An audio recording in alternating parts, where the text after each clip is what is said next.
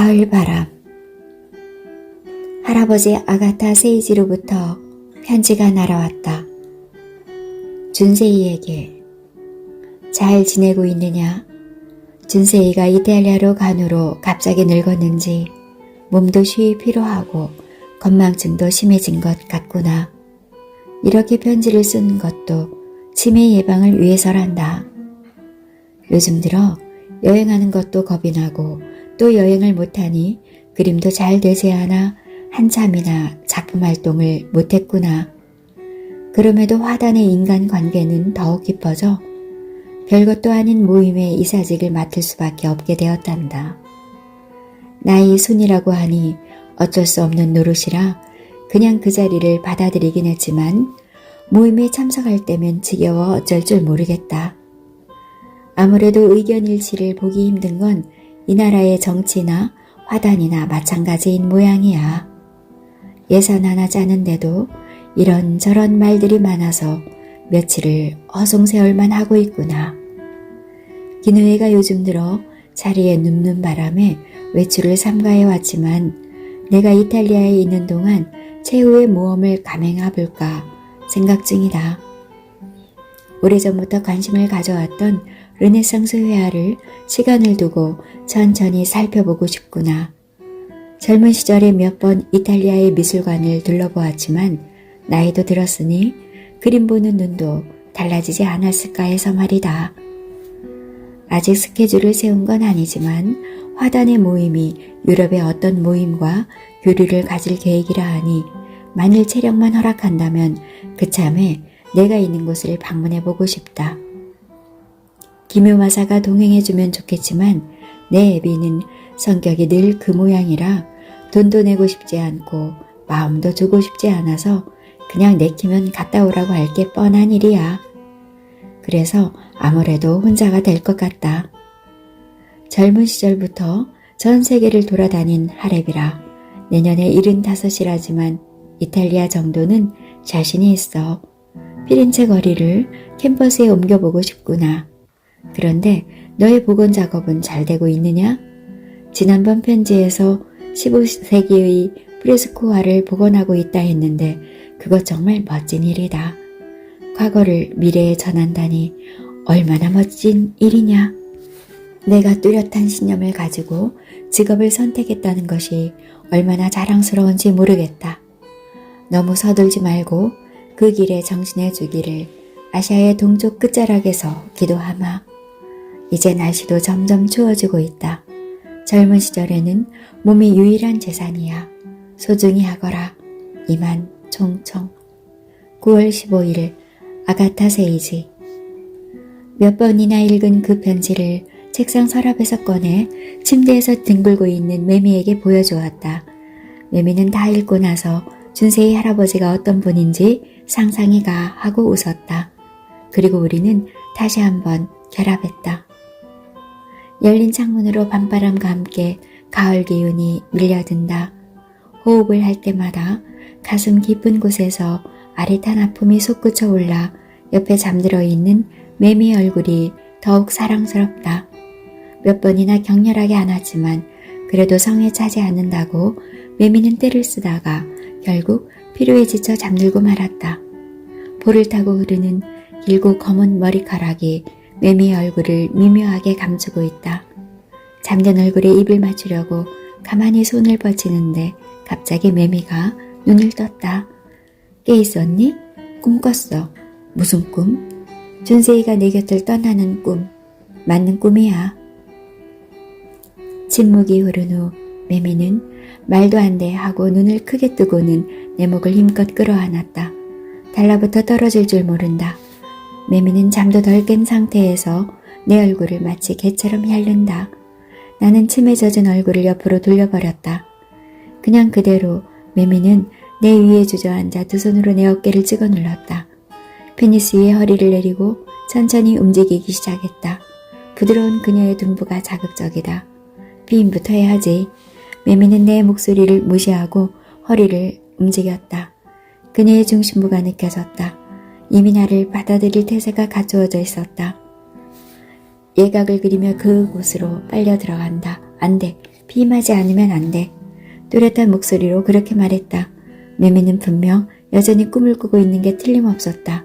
아기가 생길 거야. 내 목소리에 나도 놀랐다. 바로 그 순간 기억의 저 깊은 곳에서 검은 외침이 들려왔다. 그것은 나의 목소리가 아니었다. 아오이의 목소리. 몇 번이나 꿈속에서 들었던 아오이의 목소리. 아오이는 통곡하고 있었다. 황망히 허리를 빼고 힘껏 몸을 돌리면서 매미의 손에서 벗어났다. 힘 조절을 못해 매미는 그냥 침대 위로 벌렁 나자빠졌다. 걱정하지 않아도 돼. 일어서면서 매미가 말했다. 왜? 아까 사정했잖아. 텅 비었을 텐데 뭘. 바보 같은 소리. 매미는 놀라면서 몸을 뒤로 뺐다. 내가 이렇게 화를 내는 모습을 본 적이 없었던 것이다. 오랜만에 큰 소리를 지른 탓인지 심장은 언제까지고 혼자서 심하게 고동치고 있었다. 압박감을 느낄 정도로 고막이 팽창했다. 두개골 내부에서 혈액이 격렬하게 흘러가는 것을 느낄 수 있었다. 큰 북이 머릿속에서 울리는 듯한 느낌이었다. 아오이의 울먹이는 얼굴이 내리에서 떠나지 않았다. 그 모습이 매미와 겹쳐지면서 가슴은 찢어질 것 같았다. 떠올리기 싫은 기억이었다. 아오이와 나는 몇 번이나 붙었다 떨어졌다 했는지 모른다. 그것을 반복하는 사이에 오차가 생겨 세심한 주의력을 잃고 말았던 것이다. 어떤 사건을 계기로 우리는 헤어졌지만 그러나 사실은 그것으로 인하여 진실로 하나로 연결되었다 할 수도 있다. 다시는 연인으로서 살아갈 수 없지만 평생 짊어져야 할 운명을 우리는 공유하고 만 것이다. 잘려나간 또 하나의 우리를 대신하여. 왜 그래? 매미가 나를 빤히 쳐다보았다. 가만히 안 겨운다. 매미는 가슴에 몸을 기대고 꼼짝도 하지 않는다. 들키고 싶지 않았다. 나는 먼 과거로부터 하루라도 빨리 날아오르지 않으면 안 되었다.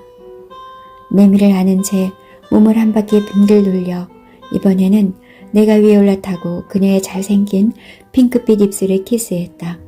위축되어 버린 입술은 꽃망울 같았다. 나는 스스로를 고모하기 위해 그 입술에 집요하게 달라붙었다. 괜찮아, 무리하지 마. 매미는 입술을 꼭 다물었다가 재빨리 그렇게 말했다. 무리 같은 건 하지 않아. 그렇게 말하고 나는 천천히 매미의 몸을 눌렀다.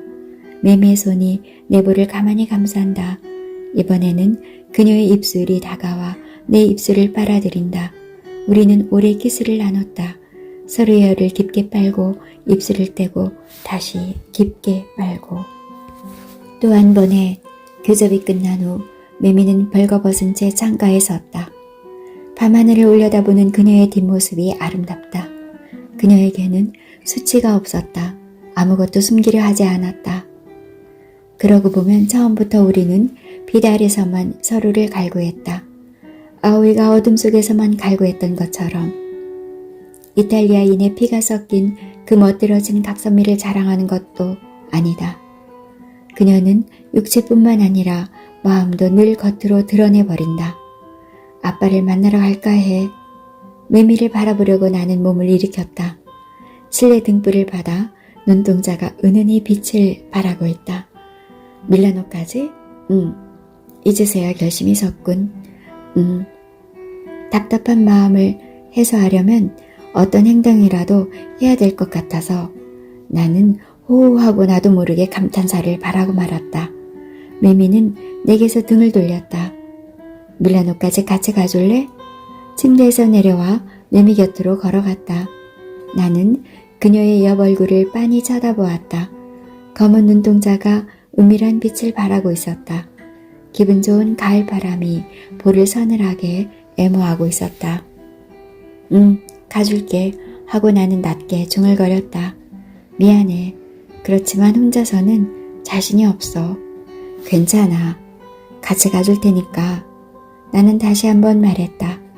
매미는 몸을 들려 내 가슴에 안겨왔다. 살아있는 동안 만나는 게 좋아. 내 어머니처럼 죽어버리면 만나고 싶어도 만날 수 없으니까. 실제로 만나면 용서할 마음이 생길지도 몰라. 여기까지 와서 만나지 않으면 평생 후회할 거야. 매미의 몸이 식어가기 시작했다. 그녀의 가슴 고동이 내 가슴으로 전해져 왔다. 준세이, 아직 어머니를 기억하고 있니? 매미의 목소리가 귀를 간지렸다. 나는 고개를 가로저었다. 나를 낳자마자 돌아가셨어. 사진으로밖에 보지 못했지만 나랑 별로 닮지 않았더군. 난 아버지랑 닮았어. 그게 오히려 좋아. 거울에 비친 내 얼굴을 볼 때마다 어머니 생각이 나면 견딜 수 없을 테니까. 매미는 내 손을 당겨 침대까지 걸어갔다. 시트 안으로 기어들어가 그녀는 내 등을 끌어안았다. 우리는 등과 배를 밀착시키고 깊은 잠에 빠져들었다.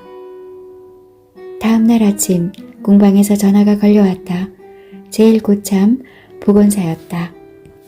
내가 한 달이나 복원 작업을 하던 프란체스코 코사의 작품을 누군가가 찢어놓았다는 연락이었다.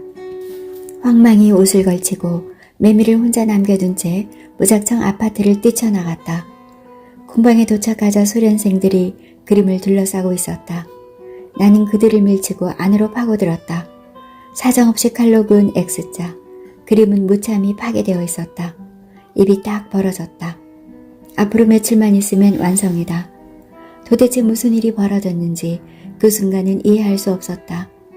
역사적인 명작을 손상시켰으니 공방은 그 책임을 면할 수 없을 것이다.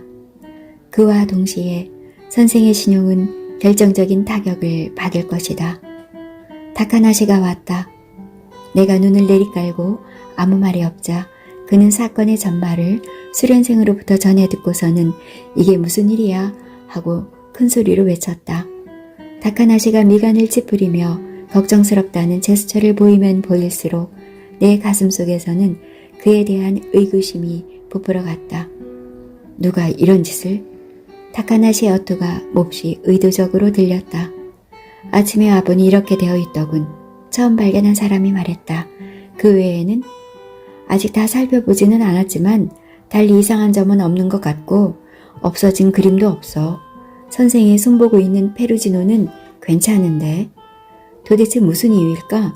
왜 이 그림만 누렸을까? 다카나시는 내 쪽을 보며 그렇게 말했다. 나는 억지로 마른 침을 삼키고 마음을 가라앉히려 애썼다. 내게 원한이 있는 놈 짓이겠지. 다카나시를 보지 않고 코사의 그림만을 보면서 나지막이 말했다. 원한이 있다고 이런 짓을 할까? 범인은 마지간 놈이 아니면 내게 지독한 원한을 품은 놈일 거야.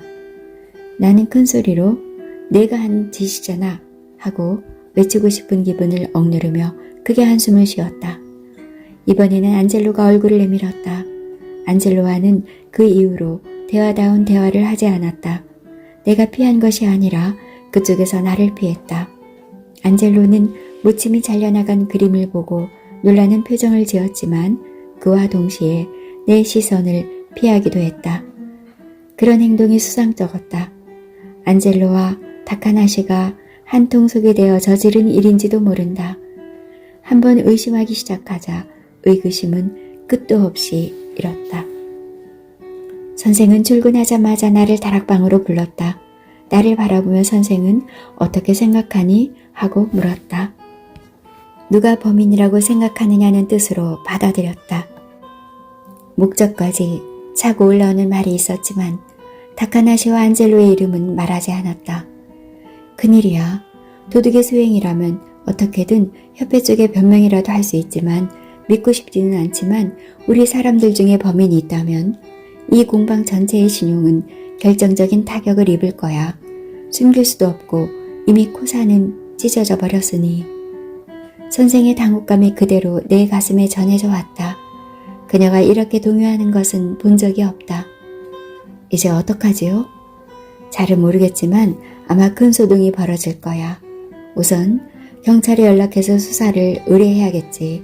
이런 일을 숨길 수야 없으니까. 범인은 그걸 노렸을지도 몰라. 오후 경찰의 조사가 시작되고 첫 발견자와 어제 마지막까지 작업을 한 사람에 대한 조사가 행해졌다. 물론 경찰은 내게 가장 많은 질문을 던졌다.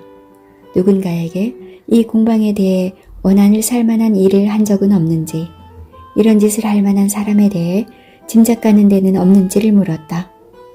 그림 주인과 보건협회 사람들이 연달아 방문하고 선생과 그모의 일을 협의했다. 그것만으로 수습될 수 있는 그런 일이 아니었다. 사건 나온 사건 하나 일어나지 않는 피렌체에 오랜만에 일어난 사건이었다. 신문이나 텔레비전이 가만히 있을 리가 없었다. 신문기자와 텔레비전 방송국 사람이 찾아와서 냄새나는 곳은 없나 하고 주위를 배회했다. 다음날 신문에는 프란체스코 코사의 비극이란 표제로 그 사건이 크게 보도되었고 선생은 얼굴 사진까지 신문에 게재되었다. 범인 내부설을 주장하는 상상력 풍부한 기자도 있었다. 거기에는 나와 다카나시, 안젤로의 이름은 나오지 않았지만 내부 사람이 읽으면 누구를 지목하는지 알 수 있는 자세한 공방 내의 인간관계가 실려 있었다. 다른 기사에는 선생의 과거 남성 편력까지 실려 있었다. 결국 코세의 복원은 내 손에서 떠나게 되었다. 찢어진 그림의 복원 작업은 경찰의 감정이 끝나는 대로 다른 공방으로 넘겨지게 되었다. 선생은 의기소침하여 말수가 적어졌다. 사람을 의심할 수 없는 성격 탓에 신문에서 주장하는 내부 범명설에 대해 당혹감을 감추지 못하였다. 그녀의 신경을 갉아먹는 나날이 계속되었다. 그래도 원래가 강단이 있는 사람이라 제자들 앞에서는 나약한 표정을 보이지 않았다. 외부의 잡음에 지지 않고 선생은 그럭저럭 일상의 업무를 완수해 나갔다. 그녀의 인격을 아는 사람들은 선생의 재능을 매장시킬 수 없다고 이전보다 더 많이 일을 발주해 주었기 때문에 공방은 경제적인 타격을 받지 않고 지낼 수 있었다. 동료를 위해 주는 이탈리아인의 의리가 돋보였다. 며칠 후 퇴근 준비를 하는 내 앞을 안젤로가 겁먹은 표정으로 가로막고 섰다. 그리고 나를 의심하고 있지 하고 중얼거렸다. 그의 눈을 똑바로 보지 않고 도구들을 가방 안에 챙겨 넣었다. 코사 복원 작업이 중단되자 나는 당분간 큰 업무에서 해방되어 저녁까지 훈련생 지도로 시간을 보내고 때로는 경찰의 부름을 받기도 했지만 대체적으로 정확히 정해진 시간 내에 퇴근할 수 있었다. 준세이는 내가 범인이라고 생각하겠지? 그런 눈을 나를 보지 말아줘. 그 사건 이후로 내게는 눈길도 주지 않잖니. 내가 복수하려고 그런 짓을 했다고 생각하겠지? 나는 천천히 자리에서 일어났다. 복수라니 무슨 말인지 모르겠는데 내가 자네를 무시한 것? 안젤로는 입을 오물거렸다. 황망히 시선을 아래로 돌리며 입을 꾹 다물어 버렸다. 나는 안젤로의 곁을 스쳐 지나갔다. 매미와 식사 약속이 있어서 서둘러야 했다. 그뿐 아니라 일주라도 빨리 안젤로의 우울한 얼굴에서 떨어지고 싶었다. 그가 따라오는 것을 느낄 수 있었다. 서둘러 나가려고 현관문을 힘껏 잡아당기는데 저녁 식사를 마치고 들어서는 다카나시와 마주쳤다. 다카나시는 안젤로와 나를 번갈아 바라보더니 입술을 비틀며 웃었다. 벌써 가니? 다카나시의 목소리는 가시에 돋쳐 있었다. 일거리가 없으니 어쩌겠어. 억누르고 있던 분노가 가슴속에서 솟아오르기 시작했다. 내가 정신을 차렸을 때는 이미 주먹이 날아가고 있었다. 다카나시는 내 주먹을 피하지 못하고 코를 움켜쥔 채 뒷걸음치더니 스티로폼 더미 위로 나사빠졌다. 까불지 마. 나는 일본어로 그렇게 외치고 그대로 다카나시를 덮쳤다. 안젤로가 등 뒤에서 나를 끌어안았지만 나의 분노는 사그라지지 않았다. 여태 참고 참았던 분노가 두 주먹에 실려 한꺼번에 폭발을 일으키고 있었다. 스티로폼 조각이 허공으로 튀어올랐다. 안쪽에서 사갑하던 훈련생들이 달려나왔다. 나는 내 자신이 놀랄 정도로 큰 소리를 질러댔다. 소동을 듣고 다락방에서 아래로 내려온 선생이 훈련생들의 손에 잡힌 나와 다카나시를 뚜려져라 바라보고 있었다. 무언의 질타가 오히려 더 아팠다. 선생은 화를 내지도 않고 연민에 가득 찬 눈길로 언제까지고 나를 조용히 내려다보는 것이었다. 냉정을 찾으면서 나는 스스로의 행동에 대해 어이가 없어졌다. 왜 그렇게 어리석니? 선생은 내 등을 향하여 그 한마디를 남기고 자신의 아틀리에로 돌아갔다. 그 뒷모습은 여태 내가 보았던 그녀의 모습 가운데 가장 처량하고 가냘폈다. 가을이 깊어갈 즈음 나는 선생에게 부탁하여 긴 휴가를 받아 매미와 함께 그녀의 아버지를 찾으러 밀라노로 향했다. 매미뿐만 아니라 나도 기분 전환이 필요했다. 인수의 도움을 받아 우리는 짐을 챙겼다. 일주일 정도의 여행이었지만 짐은 슈트케이스 하나로 줬겠다. 그녀는 처음 떠나는 이탈리아 국내 여행 탓인지 아버지를 찾으러 간다는 여행의 목적도 잊은 듯이 즐거워했다. 일부러 그렇게 떠들어대는지도 모를 일이다. 가고 싶은 데가 너무 많아 하고 즐겁게 떠드는 매미의 얼굴에서 웃음이 가실 줄 몰랐다. 산피오네 공원, 빅토리오 엠마누엘레 2세의 미술관, 스포르체스코 성, 맞았어. 산타마리아 텔레 그라치에 교회에도 가보고 싶어. 매미의 명랑함이 유일한 빛이었다. 그녀의 천진난만한 성격에 나는 구원받고 있었다. 인수도 덩달아 웃어주었다. 산타마리아 델레 그라치에 교회? 나는 가이드북을 들여다보며 중얼거렸다. 아마 거기에 레오나르도 다빈치의 세유의 만찬이 있을 거야. 인수가 말했다. 매미가 놀라면서 정말이냐고 물었다. 맞아. 그리고 세유의 만찬은 지금도 역사적인 복원 작업이 진행되고 있어. 난 한 번도 본 적이 없는데 잘 됐어. 나는 다시 한번 입속으로 산타마리아 델레 그라치에 교회를 마치 주문을 외듯 중얼거리고 있었다. 산타마리아 델레 그라치에 교회.